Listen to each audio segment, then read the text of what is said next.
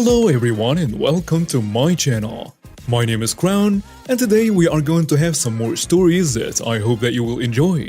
But before we start, it would be so much appreciated if you would subscribe to the channel, like the video if you enjoyed it, and maybe leave a comment down below.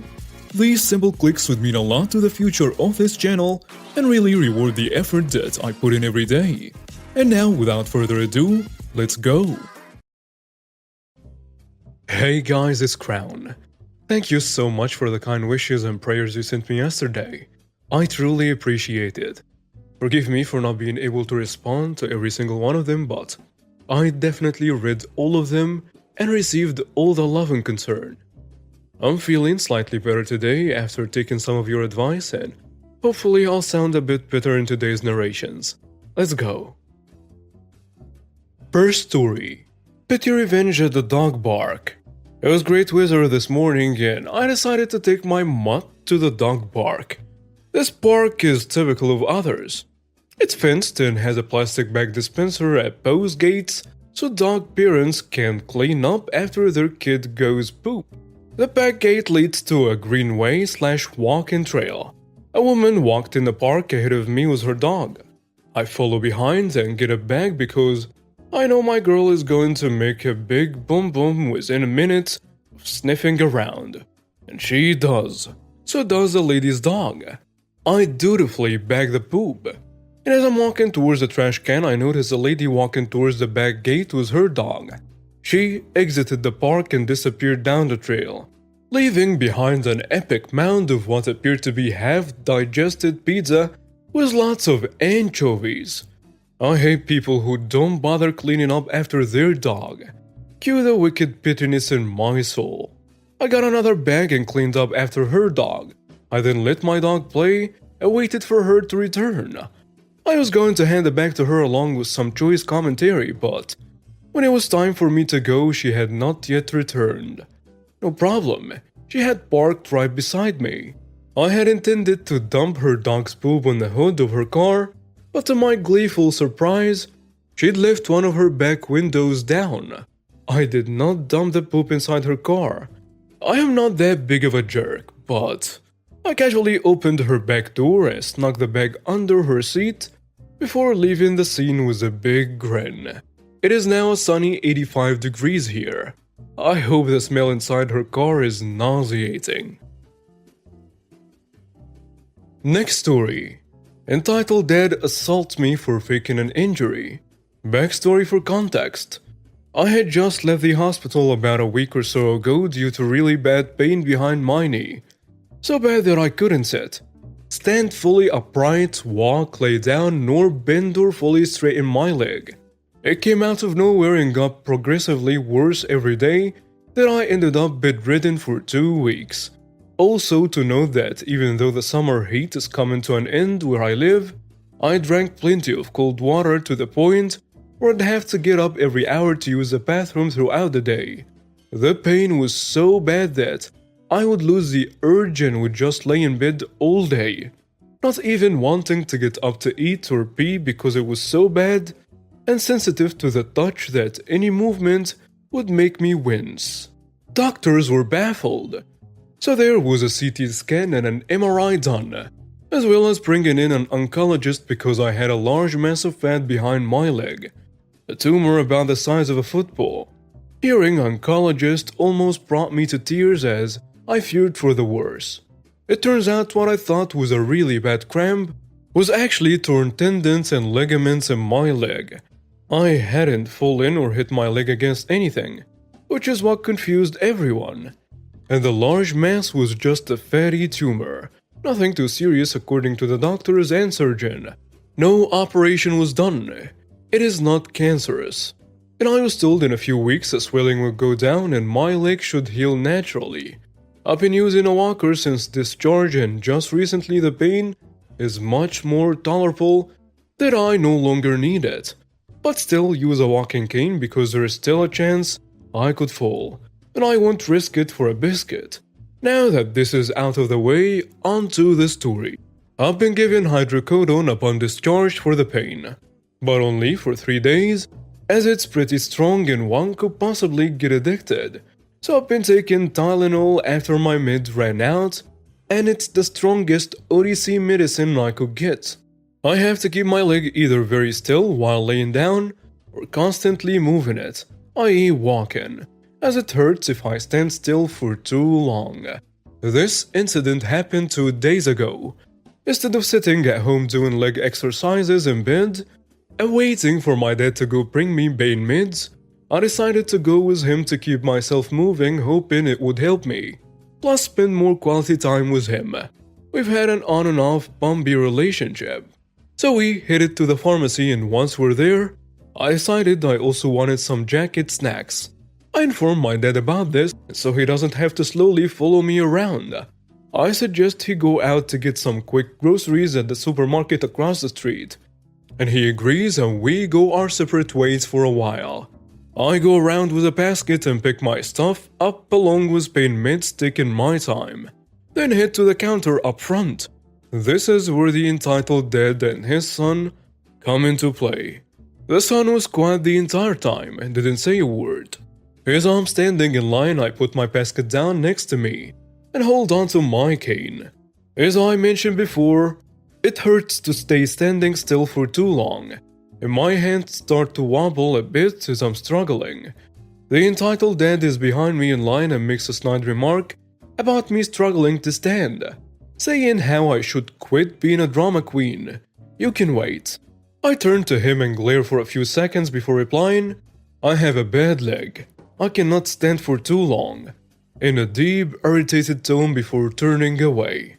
As I do, this man has the absolute nerve to walk over and picks up my basket and starts rummaging through my items. I turn and demand loudly to put down my basket now, to ensure I grab other people's attention. He scoffs and hands it to his son, who's about maybe 6 years old and carrying their own basket, and keeps rummaging, picking out and commenting on my snacks and get to my pain meds. What are you, some sort of junkie? What's with all these painkillers? You're getting off on these, aren't you? There's only 3 other people in line who are either starting or trying to not get involved. I ignore his question and ask for my basket back. This angers the entitled dad, and he asks again in a much louder voice, You're getting off on these, aren't you? And he throws the stuff back into the basket. I'm almost up to the counter next, but I walk a bit closer as my leg is now starting to feel a bit stiff, and ask once again for my basket. And the entitled dad shouts, Fine! And as I hold my hand out to grab it, he, instead of handing it to me, throws it forward towards me. I'm only 5'7", and this man was about 6 foot something, a pretty tall guy, and threw it at chest height as if tossing a basketball. So basically he tossed it at my head. I put my hands up to not catch it but to block it from hitting me in the face. As soon as it hit me, I was knocked backwards, stumbling with my leg in pain from the sudden movement as I tried to catch my balance or grab onto something, anything, so I wouldn't hit the floor. If I had fallen against the counter, it would have been much better as I'd still be standing. But I fell straight on my butt and onto my back. The rope around my wrist from my cane, coupled with the momentum, made the cane spin back and I landed on it with my right arm. I cannot tell you how much I screamed and cried in agony as I fell, and lay there trying to move my body to my right side. I can't even sit down normally without pain and have to lean most of my body to the right whenever I sit down, on the toilet seat, at the dinner table, or even sitting upright on my soft mattress. Any weight or pressure on my leg makes it hurt and it's uncomfortable and gives me backaches. So landing hard straight down was absolute hell. The other customers, as well as the cashier and store manager, started shouting at the guy while trying to help me up. I declined, wanting to stay on the floor, as it would be much better than if I was sitting or standing, and demanded loudly for the cops to be called and to not let that man go, as I was sure as hell going to be pressing charges. The entitled dad doubles down and shouts back at everyone else, I mean, look at him. He's exaggerating. He's not hurt. Look at these pain meds. He walks to my basket and take out my stuff I'm buying. He's probably getting high off of these. How the hell? No one needs this many Tylenol. He's addicted. He doesn't even need this. Then he proceeds to kick my cane away, but the strap is still around my wrist. It's all fake. It's an act. As he is finishing his stupid speech, his voice is starting to shake as I'm guessing he's realized he's not going to win this one. He goes and grabs his son's hand, puts his basket down and tries to speed walk out of the store, muttering something along the lines of, "Come on, X, we don't need this. We'll go to another store." But one customer blocks his pass, as well as the manager who's already on the phone with a dispatcher and saying officers are on their way. Upon hearing this, the entitled dad bolts, dragging his kid along and shoves a customer blocking his pass into the metal detector near the entrance. The entitled dad stumbles as a woman and her kid in a stroller starts to walk in. The entitled dad is dancing left to right trying to get past the woman, who is now just standing there confused as what's happening. The shoved customer gets back on his feet, runs up to the entitled dad, spins him around 180 and tackles him to the floor, keeping him pinned. Fast forward to my dad coming back and asking what the hell happened. I explained as well as the other customers and manager. Police arrive after a while and everyone start to explain what happened. Statement was given, charges were pressed, and the entitled dad was taken in cuffs to the back seat of a squad car. His son stayed behind and would be picked up by his aunt. And the only thing he said was, "I'm sorry," before we left. Next story. You mess up my concert, I mess up your shorts. So, to just start off, I've been to a good amount of concerts. I'm well aware of how they work and they are first come first serve when it comes to standing spots. If you move, you lose. And you are 100% allowed to push through the crowd. But I'm sure everyone knows that at a certain point, you're the jerk if you continue to push onto a small space when you come hours late and just use force to get where you want. That's where I feel like I'm somewhat justified. I was at the very last Warped Tour. I had bought my tickets the moment they released and I had prepped and scheduled my day so that I could see every band that I wanted to since this was the last big tour. I was so excited and made a list to the bands I wanted to see and timed how long I could be there before moving on to the next band. My one goal that day though was to see Falling in Reverse. I had never seen them live, and I was so hyped to see them. I went with my best friend, and we had a blast for the majority of the day. I was keeping an eye on the clock and timed it perfectly to be at the stage where they were supposed to play before the previous band ended. This was so that once those fans left, I could have the first pick of the spots. My plan worked perfectly, and me and my best friend were literally two people behind the stage. It was an amazing spot right in the middle. I held my friend's hand and told to be prepared for people to push, but we needed to stand our ground. After a bit that was true but stayed in that spot, and after everyone settled in, we thought we were safe. The band came out and things started to get lively, and it was awesome. Cue Rude Girl and her friends. One song in and the rude girl pushes between me and my friend and gets in front. I'm annoyed but whatever, it happens.